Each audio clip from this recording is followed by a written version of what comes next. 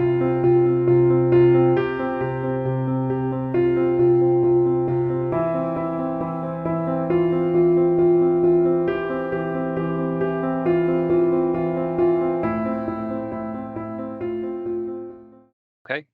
so yeah, so as David just said, this is about the grazing winter cereals um, experiments that we've got running in Scotland. So I'm going to talk mostly about the small plot type experiments that we've got running at Crabeston, but I'll also touch briefly on some of the network farms that Zach Riley is involved in as well, just towards the end, just to kind of show that it's actually happening out on farms as well. So, as I say, sheep grazing winter cereals for winter fodder and soil quality. That was kind of the overarching kind of title of what we put into the submission. But the hypothesis is grazing of winter cereals can provide a valuable late winter feed source for ruminants. So primarily sheep is what we were looking at, although theoretically you could use cattle or something else like goats or something. But sheep was what we kind of focused on. And we're also really keen to find out whether it was going to impact on things like the grain yields or grain quality, as well as straw yields, and also what it was actually going to do in terms of soil health, which obviously there's a number of factors that could be included within that. So this is just to give you a snapshot of the Aberdeenshire climate where we're based in North East Scotland. So these are kind of averages. So I know a number of people are from throughout Europe on this meeting. So it's just to give you an indication of the types of temperature, sunshine hours, and rainfall that we get. So as you can imagine, the warmest and driest periods tend to be during the summer, and the sunniest as well. So average high temperature is about 11.3 degrees centigrade, peaking in July or August time. I mean, occasionally we do top 20 degrees, as we have done this last week, but so these are averages over a number of years. Low average temperature tends to be about 4.4 annually. And again, with the coldest months in the winter period, sort of from November through to sort of March time. Sunshine hours is actually really, well, 57 degrees north here, so we actually get reasonably long day lengths during the summer, but not always lots of sunshine to go with that. So although it's light, there might not be a lot of direct sunshine. So that gives you an indication of the average kind of climatic data. Well, why is that important? Well, there have been a number of extreme weather events which have impacted on forage availability. So there's a nice picture. I'm assuming you can see the mouse on the screen. Nice picture of Scotland on the left-hand side there, top left-hand side. But we've had some really extreme weather events. So this was taken in 2018, where we had a really, really dry summer, and that impacted on the amount of forage that was available.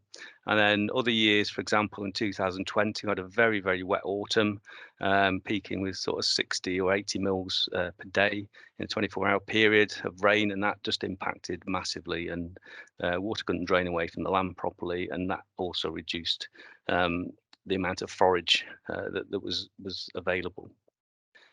And then we've had other things like long cold springs from 2021. So there's a number of different extreme weather events that the average data kind of masks. So that's kind of what we were looking at. How can we kind of get extra grazing or forage for livestock if the grassland that we were hoping they were going to be eating isn't available to them?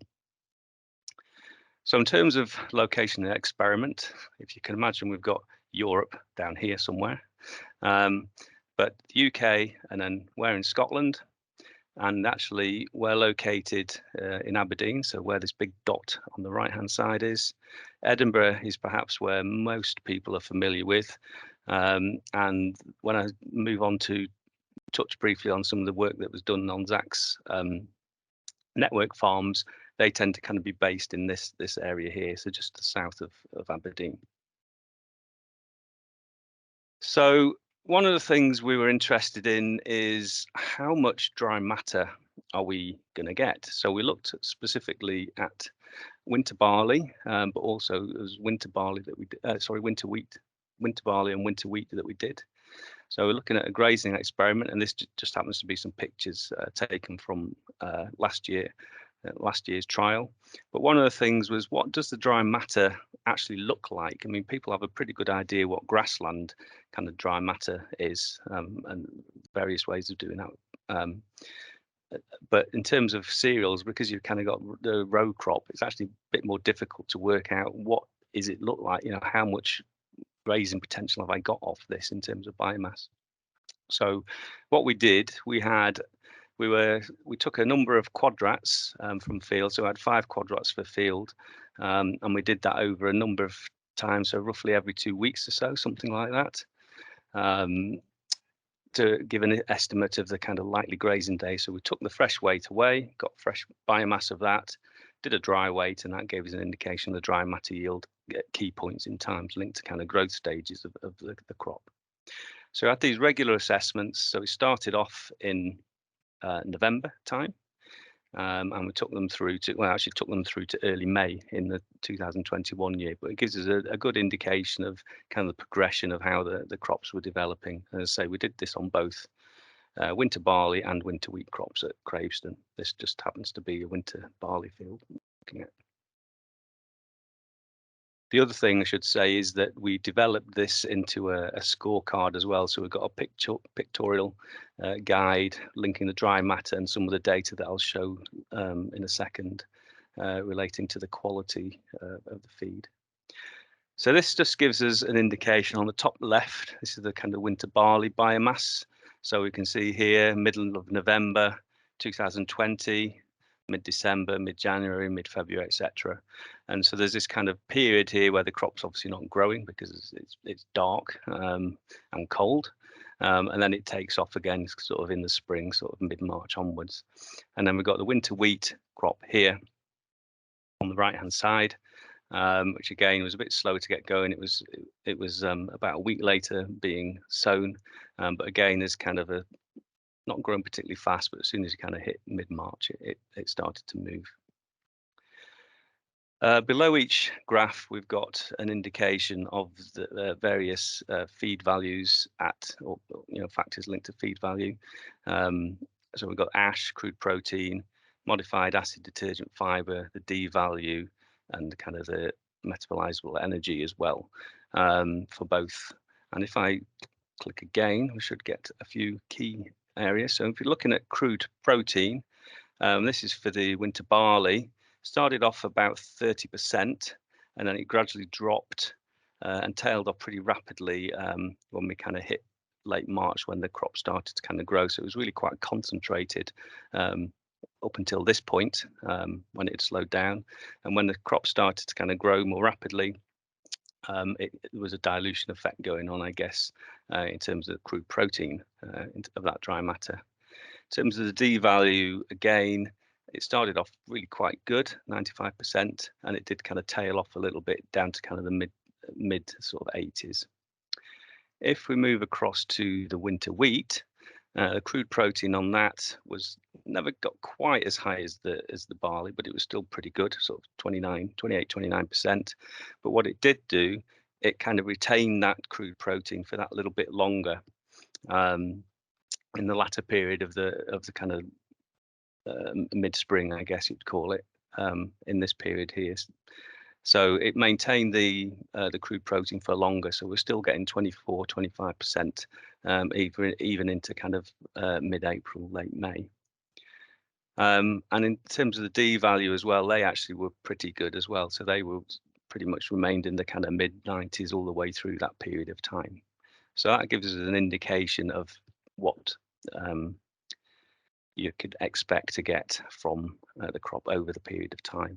And these have been put into a booklet which we'll make available to people. We're doing the same again this current year as well. So hopefully what we've got will kind of match up to some extent. So we've not distributed the booklet yet. We just wanted to see where we've got kind of similar results from the current year as well. So we didn't get any kind of one-off measurements. So if we move on to the grazing plot, so that was just to give us an indicator of the general biomass. This is just a schematic of the kind of the layout. So we had a transition area where we moved sheep onto. We had 12 different plots and 3 different replicates. And there's kind of a color coding system going on. So the kind of mustardy color, sort of yellowy brown ones had no grazing at all. So there were no sheep put onto those. And then we had 3 different levels of grazing. So the light, the medium-sized green, so medium depth green was grazed for 1 day with sheep. The kind of pale green was grazed for 2 days with sheep. And the white one was heavily grazed. That was the intention anyway, where they were grazed for 3 days with sheep. And after they'd kind of reached their the time that they were supposed to be on there, they were moved back to the transition area into the rest of the flock. So it was a fairly short period of time that the grazing actually took place. This is let's say a bird's eye view, care of Google Maps actually, highlighting where the field is located. So this is where the first year's trial was in 2020-21. This is some of our other experimental work. The Phoenix platform was a pH experiment linked to the ACE platform, which is the Aberdeenshire cropping experiment. And you can see some of the other trials going on. But these are the 2 fields that are particularly involved in the mixed experiment. And this was the first year location. And this is looking at the farm map and also looking up the hill. So hopefully you can kind of visualize. So if we look at this winter wheat field, that's this top one here. And the winter barley field here, just behind the houses, is this one here. And this is where the 2020-21 trial actually took place in terms of the plots. So in terms of the winter wheat, which is we used for the quadrats in this instance, it was Sundance was a variety. It had been sown on the 8th of October 2020. It was chosen because it's quite high yielding and pretty good disease resistance. It was tall strawed and there's potential for it to enter the distilling market. In terms of the winter barley, which is where our sheep plots were based or located in this field A6, the variety was Tower. That was sown a little bit earlier than the wheat in end of September. And again, it was chosen because it's got good yields in the north through the kind of recommended list that exists in the UK. Moderate disease resistance and moderately tall, but it had quite strong straw and also excellent tillering. And tillering was one of the things we were interested to see whether the grazing actually stimulated that or had no difference or made it worse. So this is what the barley grazing experiment looked like. So it was grazed in mid-March 2021. And the areas were calculated to allow grazing for 5 sheep. So again, that's where the quadrat measurements came in, the biomass for that came in. So theoretically, these plots were big enough to have 5 sheep for 3 days maximum. But we actually grazed the plots for just 2 days because we got to day 2 and there was very little vegetation left. And we thought we could leave them on, damage the ground. They haven't got anything to eat. So we actually removed them. So we ended up with 3 treatments, a 0, a 1 day or 2 days grazing. But you can see here quite clearly the differences between the different plots. So this would be a 0 graze one here. This would be a 1 day, and then the 2 day ones are the ones that the sheep are in at the moment. This was during the summer. So same, as you can see, it's kind of superimposed, the same kind of angle of where the photos taken from, the pictures taken from, and there was really no discernible difference just by looking at the area where this had happened. So there didn't appear to be very much happening when looking at them. What we did do was a number of assessments post-grazing. So we looked at grain and straw from each plot using a plot combine. No statistical difference. So the visual picture that we showed on the previous slide kind of held true for the actual physical measurement of the grain. So we're averaging just over 8 tonnes per hectare from the plots, and there was no real difference between the treatments, whether there'd been no sheep on there or they'd been grazed for 1 or 2 days, even though at the time it looked like there was going to be a big difference, but there wasn't. and there was no real trend either. So I think actually the zero grazed actually had a marginally higher total yield, and actually the one that had been grazed for 2 days was the next highest than the 1 day. So there was no trend at all, but they weren't statistically different. And the same with the straw as well. We also looked at some soil factors as well once the crop had been harvested. So this here is the VES sheet. So it's a visual soil quality assessment sheet, looking at primarily soil structure, but a number of other factors as well, so where roots are in the profile and things like this. But there were no real differences in terms of tillering, diseases or weed pressure. They were all pretty low. Well, the disease pressure and the weed pressure were low. These crops had been had fungicide and herbicide applied to them, as was the whole of the rest of the field, same as the rest of the field. And there were no real differences in terms of soil health either after harvest. So the VES score, as I said, this is this visual kind of soil assessment, and we also did worm counts as well, and there were no big differences there either. So all in all, we were getting some grazing value, some forage value from that, but no real negative impacts in terms of the crop that was grown there. So that was actually very good, or on the soil as well.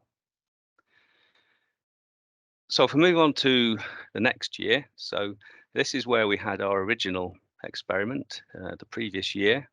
So what we've done, we superimposed, this is now a wheat field as opposed to winter barley field. And what had been the wheat field is now a winter barley field. So this year we superimposed the plots onto where they had been previously. And then we had an adjacent experiment with exactly the same experimental design that basically this field had just had winter barley growing in it and hadn't had any grazing at that point. So we've got a new experiment, and then we've got essentially the same experiment on the same bit of land twice. And we also had one in the winter barley. So essentially we've got 3 experiments running this year, or should say we did have. So this is what the experiment looked like earlier this year. So the experiment was repeated, as I've just said on the previous slide, for the winter wheat and the winter barley. These were grazed in mid-March. The plot areas were calculated to allow 2 grazing sheep, partly because the crop was much slower to get going than the previous year. And although we'd had 5 sheep previously, we weren't going to have enough biomass for them to graze at all. So we focused on 2 sheep for a maximum of 3 days, as opposed to the 5 sheep for a maximum of 3 days. And actually, these plots here were actually slightly longer than we'd had previously. We had to keep the same size plot area as we did last year because we were superimposing them. So we maintained these the same plot areas, but these were actually slightly bigger, so slightly longer, because let's say the vegetation had been a bit slower to get going. So the winter wheat plots were only grazed for either 1 day, 0 days, 1 day, or 2 days, as per the previous year. In the winter barley in that instance. But the new one, the winter barley, we did actually graze those for the full 3 days. So we had either the 0, the 1 day, the 2 day, or the 3 days. And the agronomy of each field, including the trial area, was the same as the rest of the field. So the farm undertook all the agronomy, and we just basically superimposed our trials there. And you can see the electric fencing that was used to keep the sheep penned in here. And I think on the next slide, it might actually show that again. Yeah, so again, this is looking down towards the winter wheat. So there's 2 trials here, winter wheat. So the top one, we're kind of moving the mouse here, to approximately here, is where the original 2020-21 plots were. And down the bottom, you see there was kind of off to the right a little bit, slightly down the hill, is where the new one adjacent to it was located. So in terms of the winter wheat, this was what the crop looked like in mid-May this year. And again, realistically, there was no obvious sign of having this kind of grazed almost down to the bare ground. The crops had grown back really well. And again, this is about a month later. And again, crops are nicely headed at this point. And again, there was no really obvious difference visually in terms of what was happening there. And you wouldn't necessarily have known that the crop had been grazed back to bare ground at all if you didn't know that that was the case. So some of the data that we need to collect now, we're going to look at soil cores, which we hadn't done previously. One of the reasons for this is there going to be an impact of the grazing on the root, what the roots are doing as a compensation. So we're looking at depths 0 to 10 centimeters, 10 to 20 centimeters, 20 to 30 centimeters, and if we can go down as far as 40 centimeters, we'll do a 30 to 40 centimeter depth as well.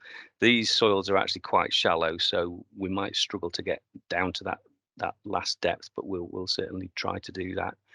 And then from those samples, from the cores that we take, we'll wash them. We've got a root washer, and we'll take root biomass.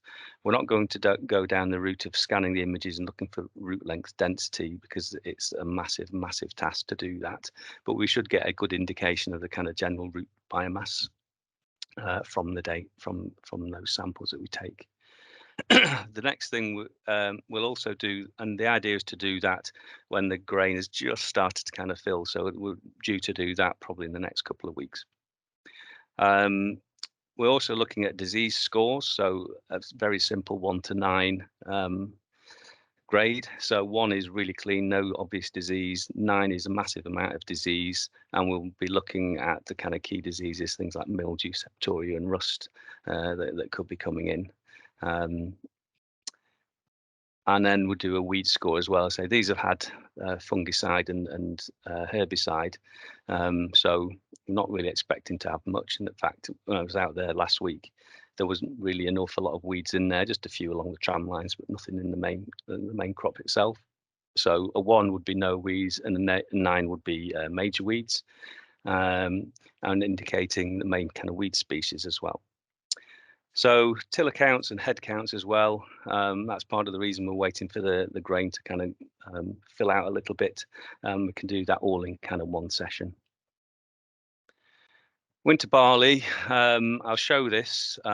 This was this was the last day of grazing of the sheep in the plots there. So at least it kind of shows how we've laid out the electric fencing. So there's like a meter between plots here. So there was no kind of grazing of sheep sticking their head through and grazing the adjacent plot. They're just focused on the main one that they were in. Unfortunately, we had to abandon that particular experiment. Luckily, it was just one of the experiments. This is the start of the kind of annual meadow grass, Poa annua, had kicked in, and when I was out there the other week, it was we just couldn't really continue. So we're just focusing on the wheat experiment for the rest of this year. In terms of the farm network, one of the farms that was involved, again, this was kind of linked mostly to last year's data, but it had a number of fields that they used. So dry matter was based on quadrats, so these were taken in the spring last year. But again, there was other sampling that was taken similar to what I've just spoken about. So tiller numbers were done towards the end of June. Weed scores 1 to 9, as I just explained in the previous slide, and disease score, etc. And there were 3 quadrats per treatment, and we looked at grains per ear. So again, that kind of ties in with what I've just spoken about before. So there are several fields sampled. I'll just go through a few examples of these for those of you who maybe haven't seen this information before.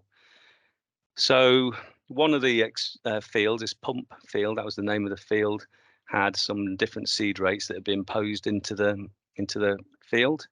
So it had a seed rate of 140 kilos of barley per hectare, 160 kilos of barley per hectare, or 190 kilos of barley per hectare, and half of the area was grazed and the other half wasn't. So you can see here, in terms of dry mass, the grazed ones tended to be less than the no grazed ones, which is no massive surprise at that point in time. These were sampled fairly not long after the grazing had taken place. In terms of grains per ear, there wasn't a huge amount of difference going on. I've got a summary slide afterwards linked to that. And then we've got things like plant height as well. So there's a little bit of a difference there. So the grazed ones were ever so slightly shorter, but not by very much, like maybe 3 to 5 centimeters. And in terms of disease, Septoria was the main one that was in there, but it was still really low levels. There was slightly less Septoria in the ones that had been grazed. So the first of each pair, so 1 versus 2, 2.3 versus 5.3, 1.3 versus 3. So it wasn't particularly a huge amount of disease, but there was a subtle difference, although not statistically so, between them. And this basically just summarizes that. So dry biomass increased for the ungrazed plots compared to the equivalent grazed ones for all the sample fields. So that was similar across all of them, not just that pump field. Relatively greater increase in dry biomass as the seed rate increased. So the 140, the 160, the 190. So 190 had slightly higher dry biomass, but again, it wasn't really statistically significant. And they also had 2 approaches to establishment. So they had this kind of double row seeder, and then they had one where the rows were more evenly spaced out. And again, there wasn't actually a massive difference between those either. In terms of tiller numbers, no clear indication that grazing increased or decreased tiller number, as we found in the experiments at Crabeston that I spoke about at the beginning. Some fields had increased tiller numbers for grazed plots, others had increased tiller numbers for ungrazed plots, so there was no common kind of theme there. In terms of the field that had different seed rates, there was no clear difference in tiller number between the seed rates either. Okay.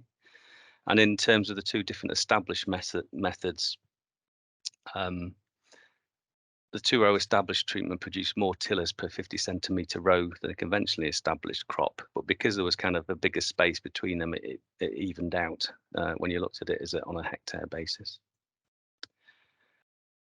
In terms of weeds and disease, most fields had almost no weeds at all. So these all had herbicide applied.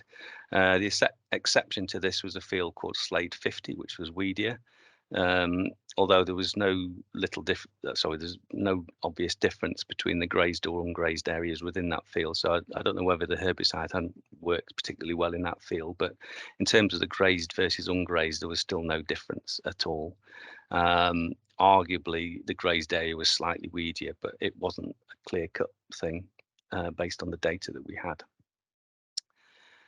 Disease levels were also fairly low, so similar to some of the things I've spoken about earlier. The grazed plots in general had slightly lower incidences and severity of disease than their ungrazed comparison in the same field. And again, that was mentioned in one of the first tables I spoke about, linked to this piece of work.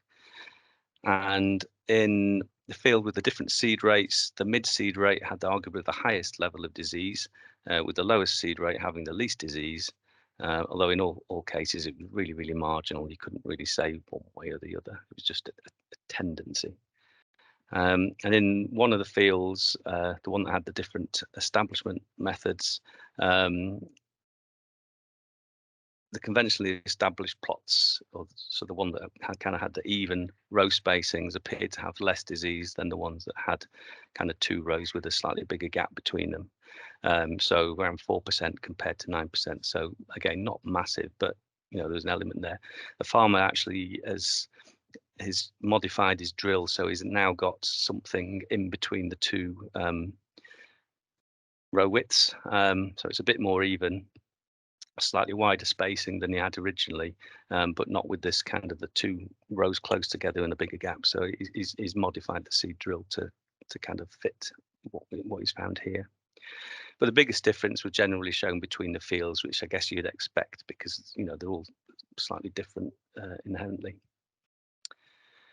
In terms of plant height, grazed plots were generally slightly shorter than the comparative ungrazed plots. I think I mentioned that earlier on, but it was really tiny. If you're talking about a 70 centimetre crop, you're talking 2 to 5 centimetres difference. So it wasn't very much difference at all, really. In the field with the seed rates, the pump field, the lowest seed rate, the 140 per metre squared. I think that's, not sure if that's metre squared or kilograms per hectare actually, were marginally shorter than the equivalent grazed or ungrazed mid-seed rates, the 160, than the higher seed rates of 190, which was slightly taller, although not significantly so. So that could be due to maybe some kind of competition effect at the denser crop. The exception to this was the post office field, so that's another field where the ungrazed plots was substantially shorter than the grazed plots. For some reason, there was about a 10 centimetre difference, and the grazed plots were actually taller than the ungrazed plots.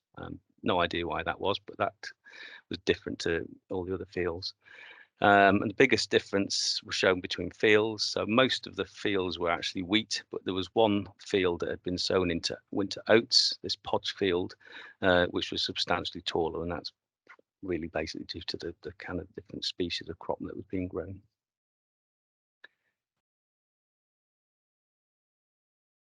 Looking at grains per ear, in terms of the grains per ear, there was no really clear difference, whether you were looking at between grazed or ungrazed plots, between the methods of establishment in the field where that was done, or between the seed rates in the field that was done. Arguably, the number of grains per head increased for ungrazed plots as the seed rate was reduced, but again, it was really marginal. Nothing really stood out there at all. And again, as I said before, the biggest differences tend to be shown between different fields. So some of the work that we're wanting to follow on with that, we're trying to recruit more farms as part of this network. But in terms of the measurements that we're doing, it's quite similar to what we're doing at Crabeston in the small plot experiments. So we're going to include some soil cores to get root biomass. So again, this is the same depths, 0 to 10, 10 to 20, etc. Again, looking at biomass rather than scanned images. Disease scores as well, and weed scores, as I mentioned before, and the tiller and head count. So again, these are going to probably get done in the next 2 to 3 weeks when the grain is kind of filled out a little bit more. So there's a comparison between what we've got, what we did last year in the network farms, what we did on the plots established at Crabeston. So there's some kind of comparison between them. And thank you very much for your attention, and to all these people who have been involved in the 2 parts of work, the experimental work as well as the networks as well, and to obviously the EU mix for funding this. Okay, thanks, Robin. That was great. A really good overview of the trials, and there's obviously a lot of just to pin things down, a lot of variability as well. Obviously, in the experiments, a lot of things need to get pinned down. There's a lot more work needs to be done in this. There are quite a few. It's interesting. Quite a few of the results are almost counterintuitive in some situations, where it's with the grazed situation. Grazed fields actually having a higher plant height, so it's quite interesting. So anyway, does anyone get any specific questions for Robin on the work?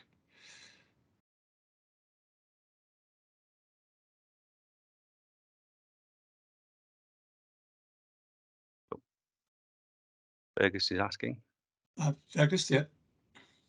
Yeah, just on the weather conditions, how have they varied between the years? Obviously you had a dry, harder spring in one, so you had less growth. But when the sheep were on, has it been wetter or drier, or have it all been much the same? Much the same, actually. They were both pretty wet. In fact, in both years, we started, well, we didn't put them on. We had, I said we had this transition area, so we put them on there for a few days, and then trying to find a period where we had 3 or 4 days of dry weather was actually quite difficult. So yeah, it was actually quite similar, and we ended up with and one of the reasons we took the sheep off in the first year was that we had this wet period, and it was not only there was hardly any vegetation left after the 2 days, but it was actually going to start raining. So we thought, no, we'll just take them off. And again, similarly, this year there was wet spells, and it's just trying to find the same thing. So it wasn't a massive difference, I don't think, between the 2 years. Really, it was fairly similar. The big thing was just the crop biomass that was more rapid in the first year that we did it. This second year it was dragging out, and we're thinking, come on, we need something for the sheep to eat here. But your VES sort of soil profiles didn't show any signs of compaction, really? Not at all. No, which was good, really, because obviously, I mean, we didn't necessarily think it was going to improve it, but what we did think was that it may have impacted on it. But no, there wasn't. If we'd had cattle, it might have been a different matter, but the sheep didn't particularly. Yeah. And well, obviously, we've not done it this. We haven't done it this year yet, so we'll see whether we get the same pattern. But at the moment, it seems to be following a similar trend to last year, apart from the barley that had the annual meadowgrass issue. Yeah, and the crop establishment method has been plough and. Well, that was one of the problems with the winter barley this year. Is it wasn't, all the others had been ploughed and cultivated the same. It was just that the farmer decided to use a different method for that field, and I think that's where the issue arose. So, but you say we've got to a stage where we're not following that one any further. We'll stick with the wheat, which actually is looking pretty good. And luckily, we've got the 2 experiments in that rather than the other way around. So the meadowgrass came from a sort of min-till establishment? It appears so, yes. Yeah. Thanks. Okay. Jim, I'll just come back to you a minute, Jim. Just to follow on from Robin's comments there and Fergus's comments. Rosemary's just asked, are there any plans to use cattle for grazing rather than sheep? Not by us in the experiments at Craveston. I don't know whether, as far as I know, all of Zach's network are looking at sheep grazing rather than cattle. Nobody's mentioned anything about cattle particularly. I'm not sure many farmers would be brave enough to try it, would they? Yeah, I would say so. I think in Scotland, the weather at winter time would preclude that. You know, the damage just from trampling would preclude that. So it's not possible. Yeah. It's not a practical solution. I think Christine was about to chop in there, I suspect. Oh, sorry. Yeah, really, in a sense, saying what Jim was saying, that, you know, sheep are very selective grazers, whereas cattle tend to be rather less selective and also will probably just pull stuff out by the roots, particularly in damp conditions or if it's not well established. So I think it'd be a huge amount of risk. So it's different to grazing a cover crop where you might well use cattle, but I think on a cereal it will be not very practical, as Jim has said.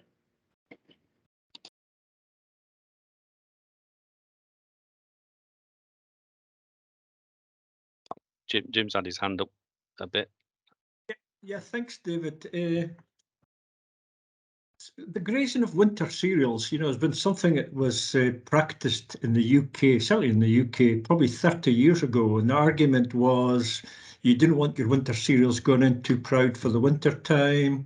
It was to encourage tillering and take off some of the disease pressure. But, you know, your results have actually been quite surprising. That sort of things you'd expected, as you alluded to, Robin, hasn't materialised, hasn't shown that. Has that surprised you? Yes, it's a simple answer. It has. We were expecting more tillering. We were expecting. I mean, there was a very subtle thing in terms of the disease. You know, there was a little bit in some of the particularly in one of the not in the experiment at Craveston, but one in the farm, the Backboth farm that I mentioned, very subtle reduction in disease pressure on one of the fields, but it was, you know, it certainly wasn't a big consistent thing. And also the fact that I mean, they were really pretty harshly grazed plots. You know, one of the pictures I showed, you know, there was no obvious vegetation at all, and yet literally a week later it kind of sprang back. And I know one of the colleagues had kind of said, well, if you're going to think about geese grazing, sometimes you can get that situation where it looks like the crop's, you know, is pretty much gone, but it'll grow back. So yeah, how long you could do that for, I don't know, but it did surprise us. I mean, we were really surprised that after literally 2 or 3 weeks, you couldn't really tell a massive amount of difference between them. So I appreciate you need to do more work, but from this early stage, you know, from a practical point of view, why would a farmer do it then? Why would a farmer do it? Well, in terms of, well, I'll use back both as the example. He's getting he's basically renting out his land for somebody else's sheep to go on. He doesn't have his own sheep in that instance, so he's got a neighbour's sheep that are coming on and grazing them. So he's getting some money, some additional money for that. And as far as he's concerned, it's not impacting on his arable crop. You know, he's doing it for a number of years. So yeah, so he's getting a little bit of extra income. Which he wouldn't necessarily have got if he'd just left the crop, you know, just grown it as a normal crop without the grazing side of things. Yeah, because I don't know if you know Ian Wilson at Dulwich Farms at Lawrencekirk. He's been practicing this for certainly over 3 years. And, you know, that's the reason. It's just as an income source, you know. Yeah. He lets it out to a neighbour lets it out for sheep. And he's on there for 2 months or so, 3 months, and it's just an income source, has no impact on the yields or disease, and hopefully long-term builds up fertility as well. Yeah, that's basically it. That's the angle they seem to be going down. You know, they've not had a scare where it's like, oh, it didn't. You know, it seems to be working regularly. So the farm you just mentioned has been doing it for 3 years. I think some of the farmers in the network have been doing at least 3 or 4 years, and they're still doing it. They wouldn't be doing it if they didn't think that was an advantage. And I've seen Ian Wilson's, and it's just absolutely bare. You can hardly see a plant, you know, from outside the field, and you think, gosh, this crop's going to suffer, but it hasn't suffered. You know, his yields have been consistent. It's so it has no impact. So it backs up your own work. Good.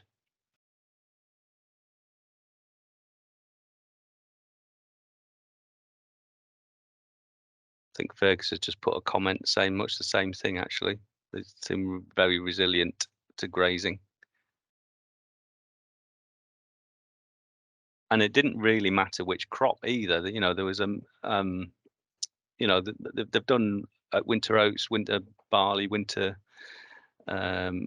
wheat as well, and you tend to get the same kind of thing. I mean, obviously, we did a little bit of analysis in terms of the quality of the different forage, you know, between the wheat and the barley, and it did look like wheat actually was probably slightly better. But you know, that was kind of 1 year's data over, you know, sequential over the season. So we'll when we get this year's analysis done later in the year, we'll tend to do it as a bulk rather than sending them off a few at a time. We'll maybe get something that will hopefully corroborate what we got last year as well. Okay, thanks, Rob. Simon, you've been waiting. I think you're on mute at the moment. That's fine, Robin.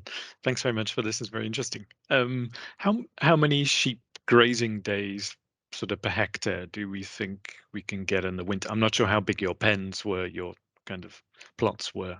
I would need to do the calculation for that, but again, the farmers, when they did it on the network, they tended to have them on for longer but less intensive, whereas ours was almost kind of mob grazed. So yeah, I must admit I haven't got the figures, but that's something we need to kind of work out. Yeah, and from what I think Jim said, it seems to be that you can graze them very extensively across a big area, or because I wondered if you'd need a lot of investment in electric fencing and kind of, you know, just allowing them a short period to stop them kind of destroying the crop. Do you need a back fence, you know, as well as a kind of front fence almost? So it's like moving them every few days forward on the crop to stop overgrazing or problems, but maybe not.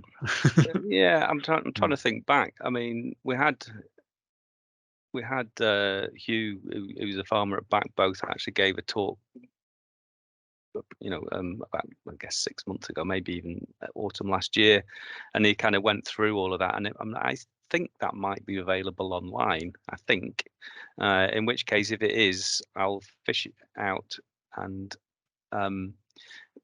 send a link out to people, so because he'll have a far better way of saying how he did it. But yeah, he basically set up a very simple system where he had electric fencing, and he drove along on his quad bike and more or less kind of speed the things in as he went along, and it got it down to a fairly fine art in terms of getting the thing to work with minimal effort. But yeah, there was an investment in the fencing, definitely, but it got a simplified system once it got it sorted out. And I can't remember whether he had back grazing or what, but Okay. he seemed to keep it pretty simple. He didn't overcomplicate things, that's for sure.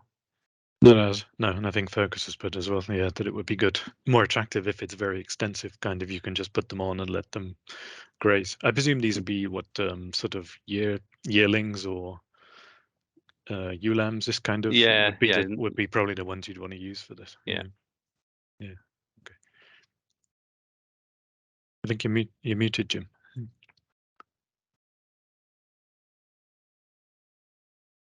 Okay, thanks, Simon.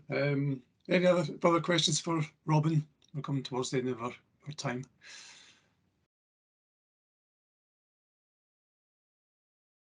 I think you're on mute, Jim.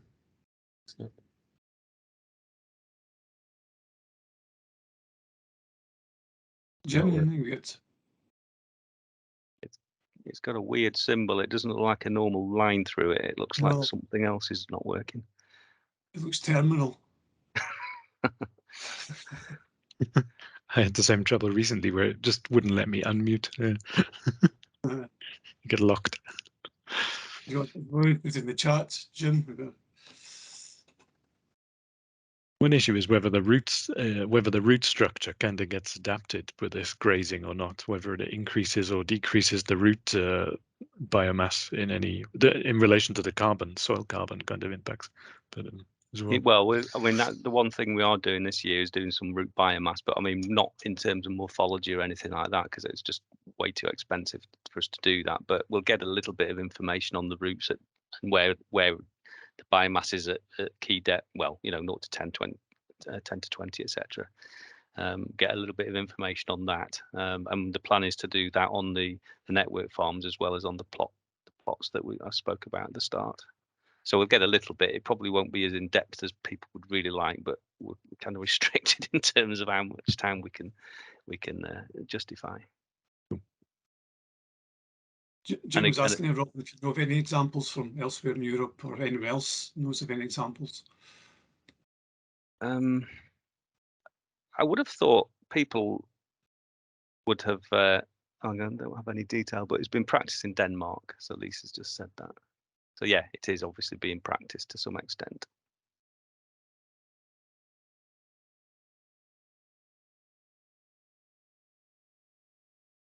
Don't know if it's in any other country. I'm sure it would be, but it's not something that I don't think it's a major thing.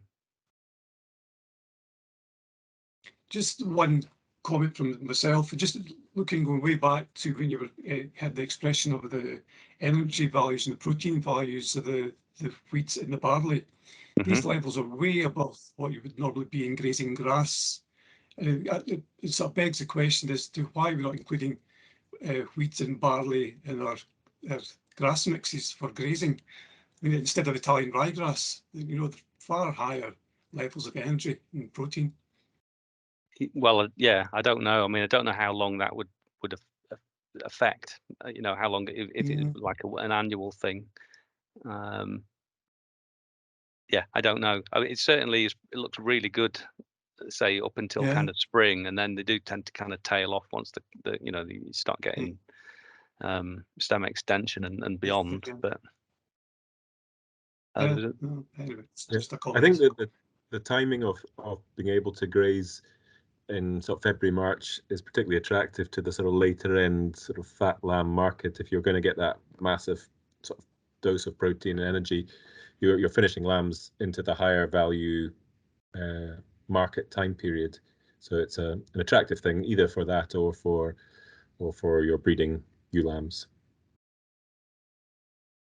Just another comment there from Sonia Brigard.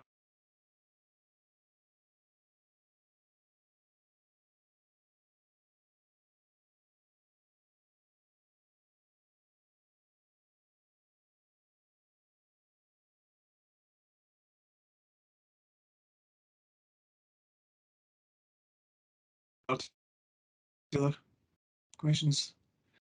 Well, thanks again, Robin, for that. That's been really interesting, and thanks everyone for attending and for questions and your interest. There'll be another.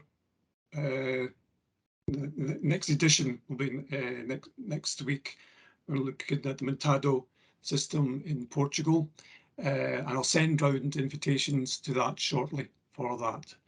So unless there's any other queries and other questions, I'll say farewell, goodbye, and hopefully see you next week.